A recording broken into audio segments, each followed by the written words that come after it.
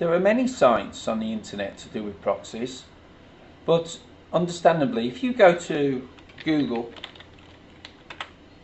and you type in proxies, you're going to get a wealth of information. And it just goes on and on and on and on, but a lot of them are fake. A lot of them are fake. You know, you're going to get problems. You go to one and then it refers you to another site and loads of pop-ups and everything else, and in the end you give up, wouldn't you? Say, oh, sod this, I don't want this.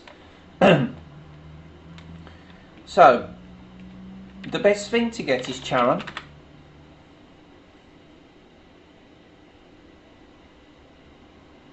Okay, and as you can see, Charon isn't that easy to find.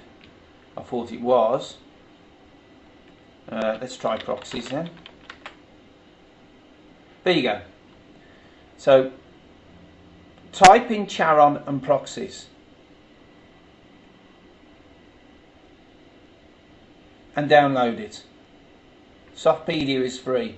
There's loads of these other places where literally they expect you to pay money to flipping download proxies and everything else. Why bother? Why the hell bother?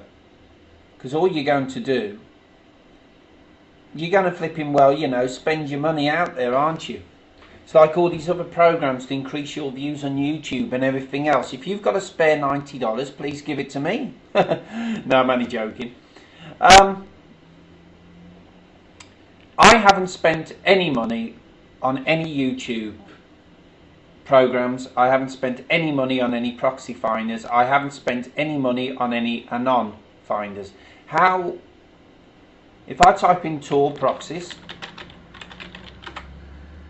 I'm not going to go into this, but basically that will give you anonymity, right, for free.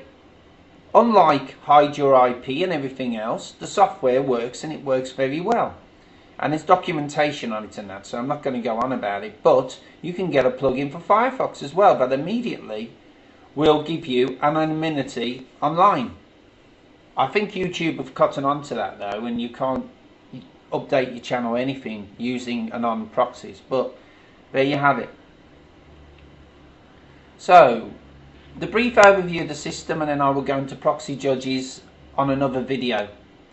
Right, if I just get out of this and get into my charon, there it is. Very impressive, isn't it? A load of yes, yes, yes, yes, yes, yes, yes, all the way down for anonymous proxies. How do I do that? Well, first of all, under general options, I make sure I check the IP on startup. I check the IP before starting a test, and I check the IP every 1,000 tests. This is pretty simple. On the scan options, I leave that as it is. Okay. On the connect options, if you've got a fast connection, set the threads to 1,000 and set it to use an external judge. We will go into that later. On the filter options, you can filter basically what kind. I filter these as well. That unique internet services INI is basically another filter file that I made, and I will go into that at a later date. Right, on the site options, you can set it to go for Google, Dogpile, or any other site. Right, now then, the judge options. I created my own proxy judges. This would set it, right, so you don't have any bad judges. You just delete all the bad judges and you're left with the good judges. This is the crux of Charon. If you don't have a good proxy judge, basically it's going to tell you that a proxy is good when it isn't, and you're going to be wasting your time. What's the point? You might as well just search all yourself. I choose a very low ping rate. 31s is good, or anything below 31. You can probably go above that, like 32 or whatever, but try and keep it like that. You right click and you do move judges to the selected list. Okay, that's pretty straightforward, isn't it? You can also test the judges by doing test judges, and you can remove duplicates because you might have more than one judge.